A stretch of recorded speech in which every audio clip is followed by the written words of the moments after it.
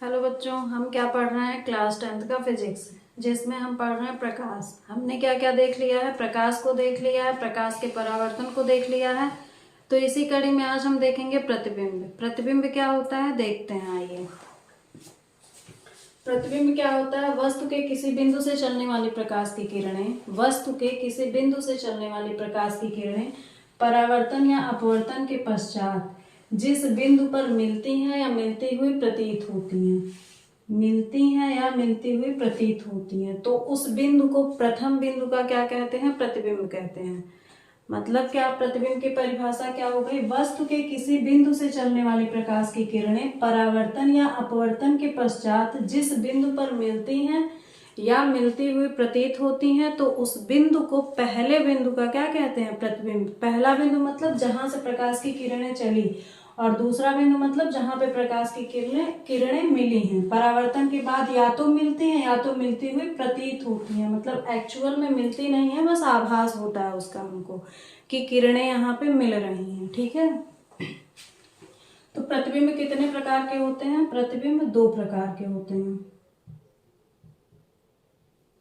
प्रतिबिंब कितने प्रकार के होते हैं? प्रतिबिंब दो प्रकार के होते हैं। नंबर एक, वास्तविक प्रतिबिंब, और दूसरा क्या हो गया? आभासी प्रतिबिंब। प्रतिबिंब कितने प्रकार के होते हैं? प्रतिबिंब दो प्रकार के होते हैं, एक वास्तविक प्रतिबिंब और एक आभासी प्रतिबिंब। तो वास्तविक प्रतिबिंब क्या होता है? वास्तविक प्रतिबिंब क्या होता है? जब किसी बिंदु वस्तु से चलने वाली प्रकाश की किरणें, जब किसी बिंदु वस्तु से चलने वाली प्रकाश की किरणें परावर्तन के पश्चात किसी दूसरे बिंदु पर वास्तव में मिलती हैं। जब किसी बिंदु वस्तु से चलने वाली प्रकाश की किरणें परावर्तन के पश्चात दूसरे बिंदु पर वास्तव में मिलती हैं। यहाँ पे हमने क्या दिया था? मिलती हैं या मिलती हुई प्रतीत होती हैं। तो यहाँ पे वास्तविक प्रतिबिंब में क्या रहेगा कि वास्तव में मिलती हैं, वास्तव में मिलती हैं। तो उस दूसरे बिंदु को पहले बिंदु का क्या कहते हैं? वास्तविक प्रतिबिंब कहते हैं। ठीक है, तो वास्तविक प्रतिबिंब क्या हो गया? जब किसी बिंदु वस्तु से चलने वाली प्रकाश की किरणें परावर्तन के पश्चात किसी दूसरे बिंदु पर वास्तव में मिलती हैं, तो उस दूसरे बिंदु को पहले बिंदु का क्या कहते हैं? वास्तविक प्रतिबिंब कहते हैं। उसके बाद आभासी प्रतिबिंब क्या होता है? जब किसी बिंदु वस्तु से चलने वाली प्रकाश की किरणें किसी दूसरे बिंदु पर मिलती हुई प्रतीत होती हैं, वास्तव में मिलती नहीं है, सिर्फ मिलती हुई प्रतीत होती हैं, तो इस दूसरे बिंदु को पहले बिंदु का क्या कहते हैं? आभासी प्रतिबिंब कहते हैं। यानी कि आभासी प्रतिबिंब में क्या होती हैं? किरणें मिलती हुई प्रतीत होती हैं। तो प्रतिबिंब क्या हो गया? प्रतिबिंब को हमने देखा वास्तविक प्रतिबिंब और आभासी प्रतिबिंब। वास्तविक प्रतिबिंब में क्या होता है? किरणें वास्तव में मिलती हैं, और आभासी प्रतिबिंब में क्या होता है? किरणें मिलती हुई प्रतीत होती हैं। ठीक है, अब इसके बाद में हम देखते हैं दर्पण। दर्पण क्या होता है?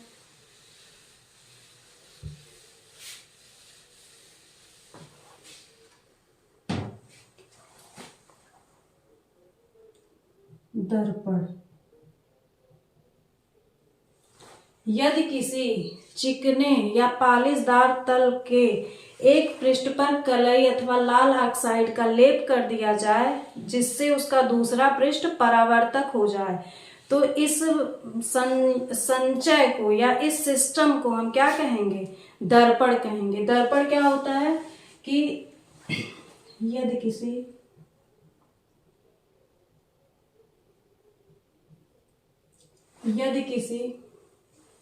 पारदर्शी माध्यम, यदि किसी पारदर्शी तल के एक पृष्ठ पर कलई या लाल ऑक्साइड का लेप कर दिया जाए, लाल ऑक्साइड का लेप करके परावर्तक पृष्ठ बना दिया जाए, उसे परावर्तक पृष्ठ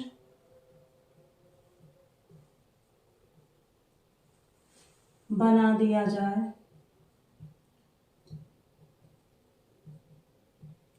तो इस निकाय को क्या कहेंगे? दर्पण कहेंगे। यदि किसी पारदर्शी तल के एक पृष्ठ पर कलई कर दिया जाए, मतलब कलई करके उसका जो दूसरा पृष्ठ है उसको क्या कर दिया जाए? लाल ऑक्साइड का लेप करके उसे परावर्तक पृष्ठ बना दिया जाए, यानी कि यहाँ पे क्या रहेगा? दूसरे पृष्ठ को, उसके दूसरे पृष्ठ को परावर्तक पृष्ठ बना दिया जाए तो इस निकाय को क्या कहेंगे? दर्पण कहेंगे। ठीक है। दर्पण भी कितने प्रकार का होता है? 2 प्रकार का होता है। दर्पण हमारा कितने प्रकार का होता है? 2 प्रकार का। पहला हो गया समतल दर्पण और दूसरा क्या हो गया? गोलीय दर्पण। नाम से ही पता चल रहा है, समतल मतलब प्लेन दर्पण भाई सबके घर में होगा, और गोलीय दर्पण मतलब क्या होगा? Spherical mirror. ठीक है। तो समतल दर्पण क्या होता है? आइए एक एक करके देखते हैं। समतल दर्पण, तो पहला क्या हो गया? समतल दर्पण।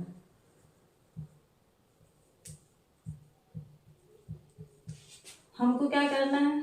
समतल दर्पण ऐसे ले लेना है। इस पे क्या करना है? एक तरफ हम अभी बताए हैं कि क्या करना है? कलई करना है, और वो भी कलई करेंगे या फिर लाल ऑक्साइड का लेप करेंगे, जिससे अब एक साइड में अगर कलई किए हैं तो इसका दूसरा पृष्ठ क्या हो जाएगा? परावर्तक, यानी प्रकाश की किरण इधर से आएगी तो इस तल से टकरा के क्या होगी? परावर्तित होके उसी माध्यम में लौट जाएगी। तो ये क्या हो गया? यहाँ पे परावर्तन की घटना हो गई, और ये जो दर्पण हो गया ये क्या कहलाएगा? समतल दर्पण कहलाएगा। यहाँ से आपतित किरण आई और परावर्तित हो गई, अर्थात यहाँ पे परावर्तन हो गया। इसी परावर्तन के बाद ही प्रतिबिंब बनता है। तो ये दर्पण किस तरह का दर्पण हो गया? समतल दर्पण। ठीक है। ये पृष्ठ क्या कहलाएगा? परावर्तक पृष्ठ कहलाएगा। परावर्तक पृष्ठ कहलाएगा। और ये आपतित किरण है, ये परावर्तित किरण है, ये क्या है? अभिलंब है। ठीक है। उसके बाद में हम क्या देखते हैं?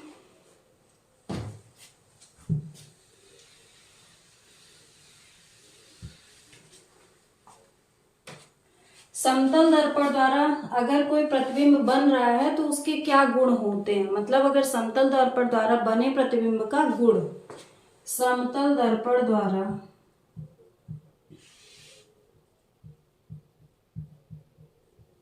समतल दर्पण द्वारा बने प्रतिबिंब के गुण, बने प्रतिबिंबों के गुण, क्योंकि एक ही प्रतिबिंब तो बनेगा नहीं। अगर कोई प्रतिबिंब समतल दर्पण के द्वारा बन रहा है तो उसके क्या क्या गुण हो सकते हैं? ठीक है। तो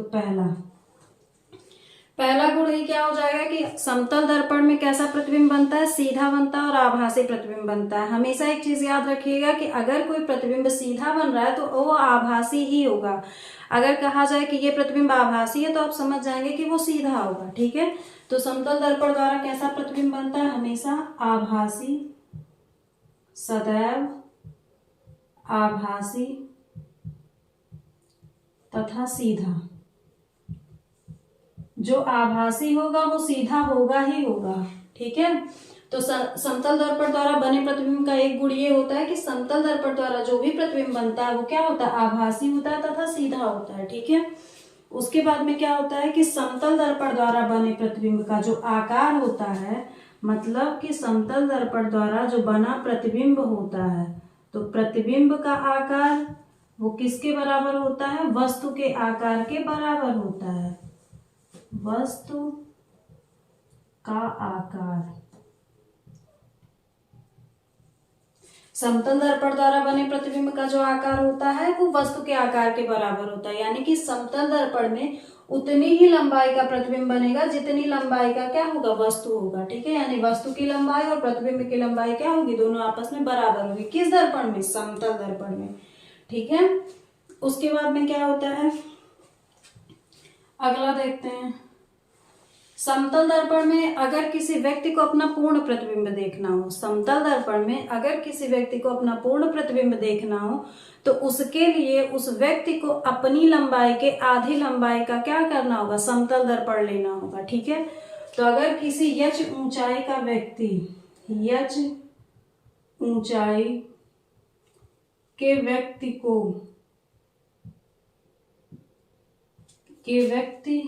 का पूर्ण प्रतिबिंब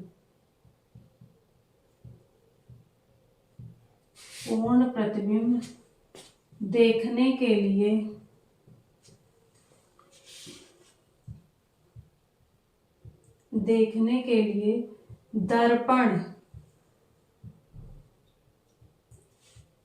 दर्पण की ऊंचाई कितनी होनी चाहिए, h/2, यानी कि जितनी ऊंचाई का व्यक्ति होगा उसकी आधी ऊंचाई का क्या होना होगा, दर्पण लेना होगा।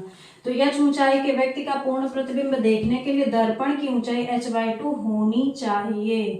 ये भी क्या है, समतल दर्पण द्वारा बने प्रतिबिंब का एक गुण है। ठीक है, तो ये क्वेश्चन बनता है कि अगर कोई मान लीजिए कि 5 फीट का कोई व्यक्ति है तो उसको अपना पूर्ण प्रतिबिंब देखने के लिए किस तरह का पूर्ण प्रतिबिंब देखने के लिए जो समतल दर्पण होगा वो कितनी ऊंचाई का लेना होगा। तो कितनी ऊंचाई का लेगा वो, 2.5 फीट। ठीक है, 5 फीट का आधा 2.5 फीट। ठीक है, तो ये क्या हो गया, समतल दर्पण के द्वारा बने प्रतिबिंबों के गुण हो गए कि सदैव आभासी और सीधा प्रतिबिंब बनेगा समतल दर्पण में।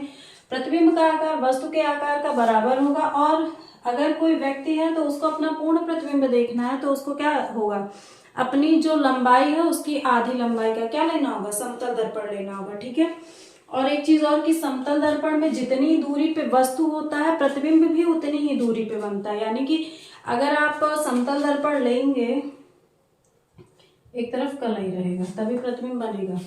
तो मान लीजिए कि 5 सेंटीमीटर की दूरी पे आपने वस्तु को रखा है तो इसमें जो दर्पण में प्रतिबिंब बनेगा वो भी 5 सेंटीमीटर की दूरी पे पीछे बनेगा। ठीक है, यानी कि वस्तु जो होता है वो दर्पण से जितनी दूरी पे आगे होता है उसका प्रतिबिंब उतनी ही दूरी पे बनता भी है। ठीक है, तो हमने क्या देख लिया, प्रतिबिंब को देख लिया, दर्पण को देख लिया। दर्पण में क्या देख लिया, समतल दर्पण को देख लिया। अब बचा क्या है, गोलीय दर्पण। तो आइए अभी गोलीय दर्पण को भी समझते हैं।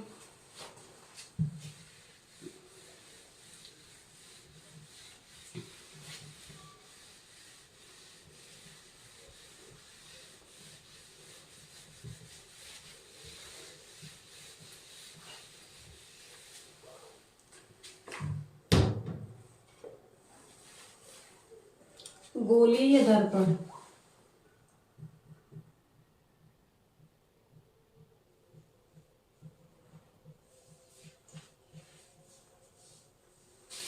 गोलीय दर्पण क्या होता है कि यदि किसी कांच के खोखले गोले को काट कर उसके एक पृष्ठ पर चांदी की कलई कर दी जाए। यदि किसी कांच के खोखले गोले को काट कर, ऐसे कोई कांच का खोखला गोला है जिसको काट कर इसके एक पृष्ठ पर कलई कर दिया जाए। इस तरह से काट दिए तो या एक पृष्ठ क्या कहते हैं, 2 भाग मिले, एक भाग ये एक भाग ये।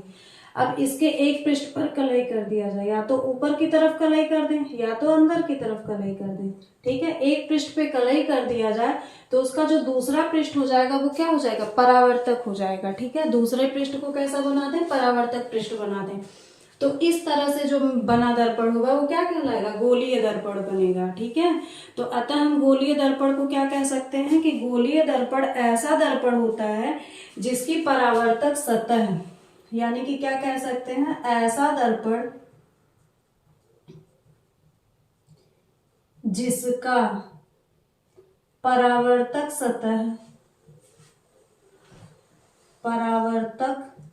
सतह गोलीय होता है, क्या कहलाता है, गोलीय दर्पण कहलाता है। ठीक है, यानी कि ऐसा दर्पण जिसका परावर्तक सतह, यानी कि परावर्तक सतह, ये देखिए जब एक साइड पे हम लोगों ने कलई कर दिया है तो ये अंदर का जो पृष्ठ है यही परावर्तक पृष्ठ कहलाएगा। तो ये क्या है, कैसा है, गोलीय है। या तो अगर इसमें अंदर की साइड में कलई कर दिए हैं तो जो बाहर का पृष्ठ है हमारा वो क्या हो जाएगा, परावर्तक पृष्ठ हो जाएगा। तो ये भी कैसा है, गोलीय है। तो यानी कि ऐसा दर्पण जिसका परावर्तक सतह क्या होता है, गोलीय होता है, वो क्या कहलाता है, गोलीय दर्पण कहलाता है। ठीक है, अब गोलीय दर्पण भी कितने प्रकार के होते हैं, 2 प्रकार के होते हैं। ठीक है, गोलीय दर्पण कितने प्रकार के होते हैं, ये भी होते हैं 2 प्रकार के। नंबर 1 अवतल दर्पण,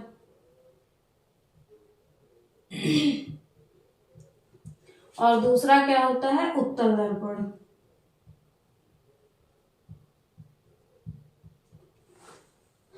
गोलीय दर्पण कितने प्रकार का होता है, दो प्रकार का होता है, एक होता है अवतल दर्पण और एक होता है उत्तल दर्पण, ठीक है। जिसमें से अवतल दर्पण क्या होता है, अवतल दर्पण,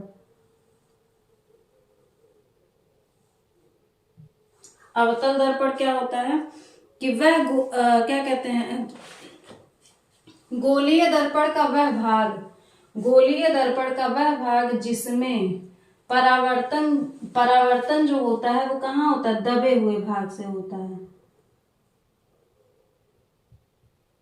गोलीय दर्पण का वह भाग जिसमें जो परावर्तन होगा वो कहाँ से होगा, दबे हुए भाग से होगा। ये देखिए, प्रकाश की किरण ऐसे आएगी, परावर्तन के बाद ऐसे जाएगी, यानी कि परावर्तन जो हो रहा है वो कहाँ से हो रहा है, अंदर वाले भाग से, दबे हुए भाग से हो रहा है। तो वह गोलीय दर्पण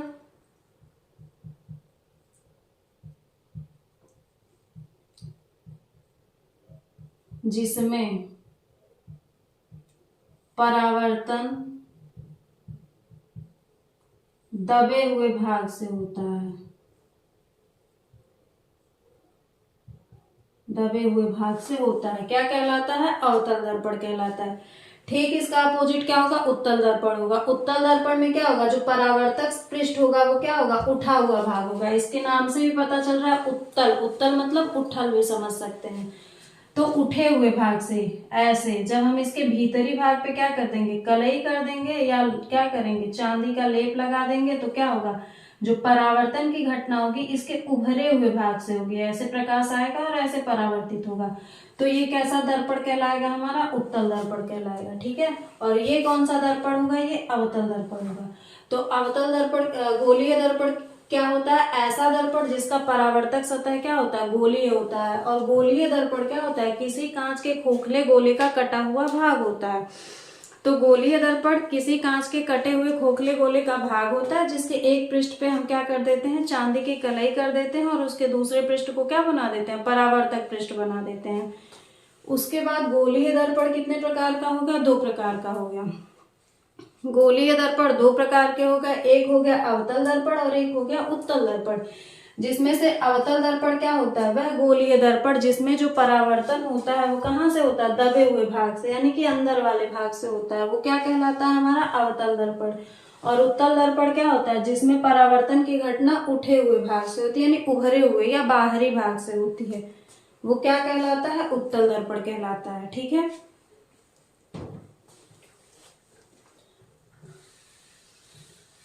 हम लोगों ने अवतल दर्पण और उत्तल दर्पण को तो देख लिया, लेकिन अब इससे भी संबंधित कुछ परिभाषाएं होती हैं।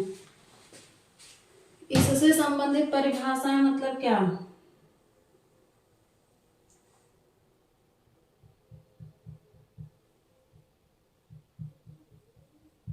ये कौन सा दर्पण हो गया, अभी को समझा हम लोगों ने कि जब परावर्तन की घटना बाहरी सतह पे हम लोग लेप लगाएंगे और परावर्तन अंदर से होगा तो कौन सा दर्पण होगा, अवतल दर्पण होगा। ठीक, इसका अपोजिट, जब हम लोग क्या करेंगे, कलई उसके दबे हुए भाग पर करेंगे, परावर्तन की घटना कहाँ से होगी, उभरे हुए भाग से होगी, तो ये कौन सा दर्पण कहलाएगा, हमारा उत्तल दर्पण कहलाएगा, ठीक है। अभी हम लोगों ने इस चीज को पढ़ा है।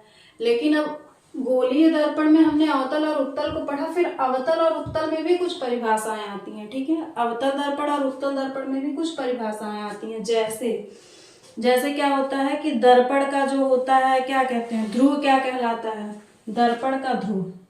ऐसे ये क्या होता है, दर्पण का ध्रुव होता है, इसको हम लोग P से डिनोट करते हैं। यहाँ पे हम क्या कहेंगे, यम1 और यम2 क्या होते हैं, दर्पण के द्वारक होते हैं। M1 और M2 दर्पण का द्वारक होता है। इसमें क्या होती है, वक्रता त्रिज्या भी होती है जिसको हम लोग C से डिनोट करते हैं। इसमें क्या होता है, फोकस भी होता है जिसको F से डिनोट करते हैं। F मतलब कैपिटल F, क्योंकि ये फोकस है। फिर यहाँ से यहाँ तक की दूरी क्या कहलाती है, फोकस दूरी, जिसको F से कहते हैं। और यहाँ से यहाँ तक की दूरी क्या कहलाती है, स्मॉल r, जिसको हम कहते हैं वक्रता त्रिज्या कहते हैं, ठीक है। और इसका नाम क्या होता है, मुख्य अक्ष, मुख्य अक्ष। तो मुख्य अक्ष क्या होता है? अगर हम मुख्य अक्ष को देखें तो दर्पण के ध्रुव को वक्रता केंद्र से मिलाने वाली रेखा जो होती है वो क्या कहलाती है? मुख्य अक्ष कहलाती है। दर्पण के ध्रुव को वक्रता केंद्र से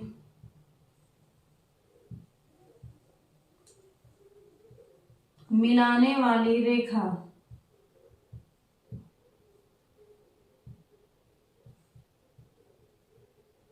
क्या कहलाएगी? मुख्य अक्ष। मुख्य अक्ष क्या होता है? दर्पण के ध्रुव को वक्रता केंद्र से मिलाने वाली रेखा क्या कहलाती है? मुख्य अक्ष कहलाती है। अब देखते हैं क्या होता है। दर्पण का ध्रुव क्या होता है? दर्पण का ध्रुव क्या होता है? गोलीय दर्पण के परावर्तक पृष्ठ, परावर्तक पृष्ठ मतलब ये अंदर वाला भाग, गोलीय दर्पण के परावर्तक पृष्ठ के मध्य बिंदु को, ये क्या है? दोनों का मध्य बिंदु है। गोलीय दर्पण के परावर्तक पृष्ठ के मध्य बिंदु को हम क्या कहते हैं? दर्पण का ध्रुव कहते हैं। गोलीय दर्पण के परावर्तक पृष्ठ के मध्य बिंदु को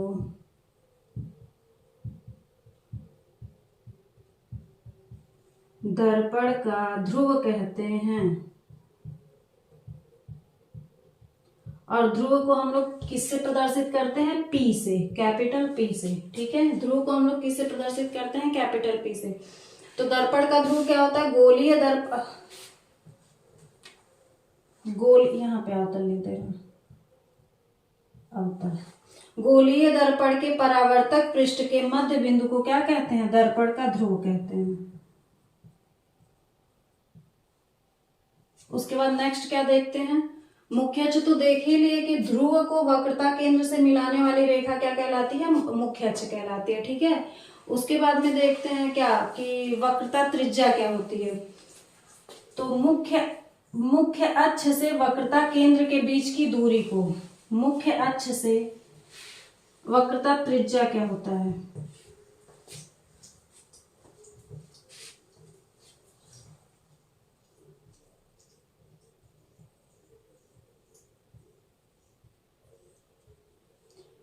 मुख्य अक्ष से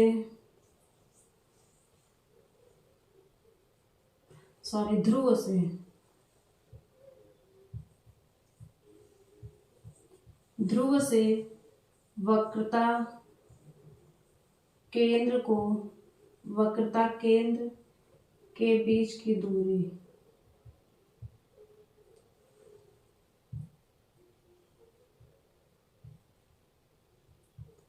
क्या कहते हैं? वक्रता त्रिज्या कहते हैं।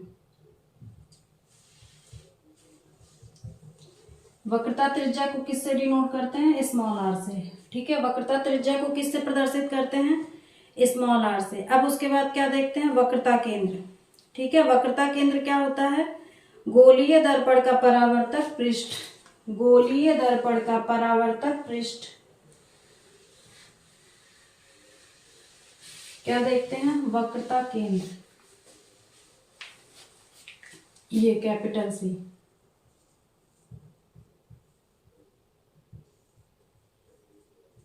इसको किससे प्रदर्शित करते हैं? कैपिटल सी से। गोलीय दर्पण का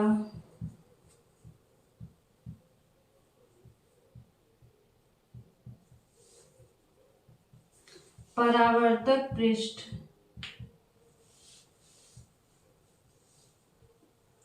गोलीय दर्पण का परावर्तक पृष्ठ जिस खोखले गोले का भाग होता है, गोलीय दर्पण का परावर्तक पृष्ठ जिस खोखले गोले का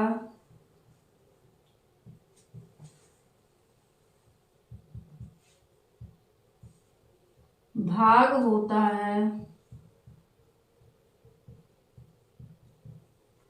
उस गोले की त्रिज्या यानी कि उसकी त्रिज्या उसका केंद्र,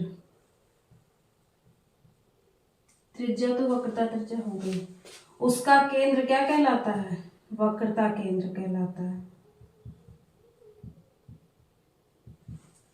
गोलीय दर्पण का परावर्तक पृष्ठ जिस खोखले गोले का कटा हुआ भाग होता है उस गोले के केंद्र को हम क्या कहते हैं?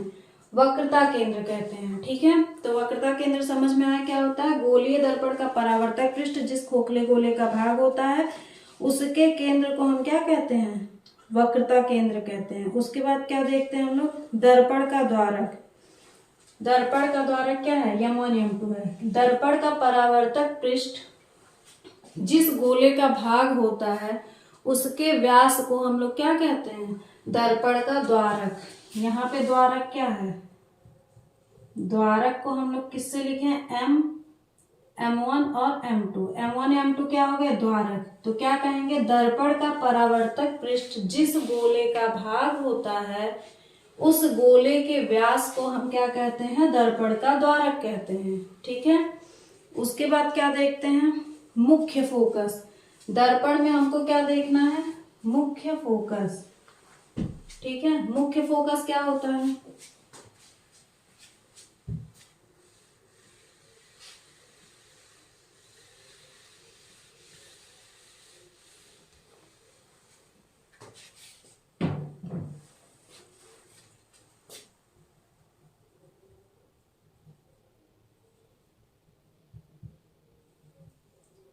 मुख्य फोकस।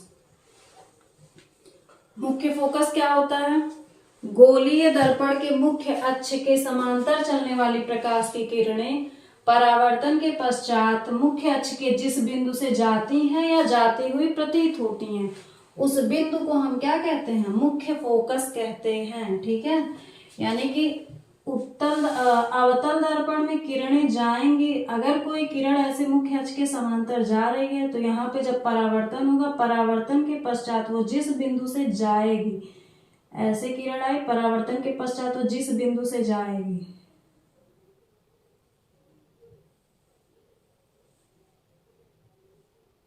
वो क्या कहलाएगा? वो बिंदु फोकस कहलाएगा। ये मुख्य फोकस। और उत्तल दर्पण में क्या होता है? किरण ऐसे आती है, परावर्तित हो गई। किरण ऐसे आई और परावर्तित हो गई। तो यहाँ पे क्या होता है? किरणें यहाँ मिलती हुई प्रतीत होती हैं। ये क्या होता है? उत्तल दर्पण का मुख्य फोकस होता है। ठीक है, तो मुख्य फोकस क्या होता है? मुख्य अक्ष के समांतर चलने वाली प्रकाश की किरणें, मुख्य अक्ष के समांतर चलने वाली प्रकाश की किरणें परावर्तन के पश्चात मुख्य अक्ष के जिस बिंदु पर जाती हैं या जाते हुए प्रतीत होती हैं उस बिंदु को क्या कहते हैं? हम मुख्य फोकस कहते हैं। तो मुख्य फोकस में लिख लीजिएगा आप लोग कि मुख्य अक्ष के समांतर चलने वाली प्रकाश की किरणें परावर्तन के पश्चात मुख्य अक्ष के जिस बिंदु से जाती हैं या जाती हुई प्रतीत होती हैं उस बिंदु को क्या कहते हैं? हम मुख्य फोकस कहते हैं। इसमें जो अवतल दर्पण होता है, अवतल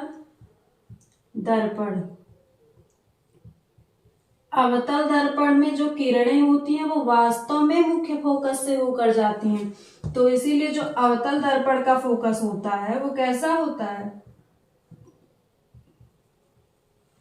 वास्तविक होता है। अवतल दर्पण का फोकस कैसा होता है? वास्तविक होता है। लेकिन उत्तल दर्पण का फोकस कैसा होता है? आभासी होता है, क्योंकि यहां से किरणें जाती नहीं है, जाती हुई प्रतीत होती है। ठीक है, और एक चीज कि अवतल दर्पण का जो फोकस होता है, अवतल दर्पण का फोकस दर्पण के आगे होता है। अवतल दर्पण का फोकस दर्पण के कहाँ है? आगे है। लेकिन उत्तल दर्पण का फोकस कहाँ होता है? दर्पण के पीछे होता है। ठीक है, उत्तल दर्पण का फोकस कहाँ होता है? दर्पण के पीछे होता है। ठीक है, तो हम लोगों ने क्या क्या देखा? गोलीय दर्पण को देखा।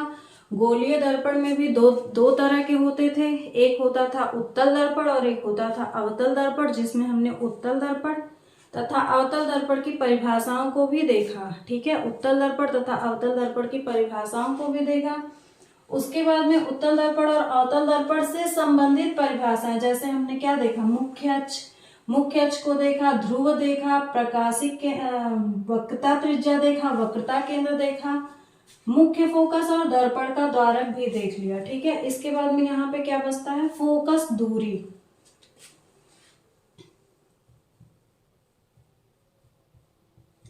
फोकस दूरी, फोकस दूरी क्या होता है,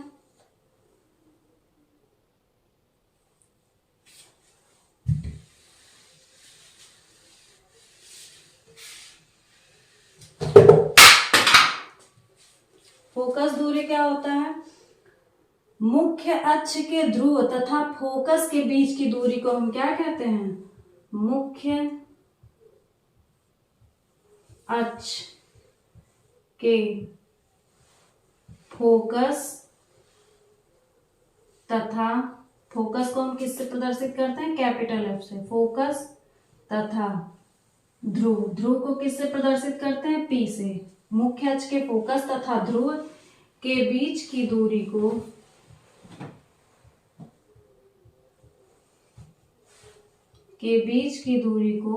दर्पण की फोकस दूरी कहते हैं, दर्पण की फोकस दूरी कहते हैं। फोकस दूरी को हम किससे डिनोट करते हैं, स्मॉल एफ से। ठीक है,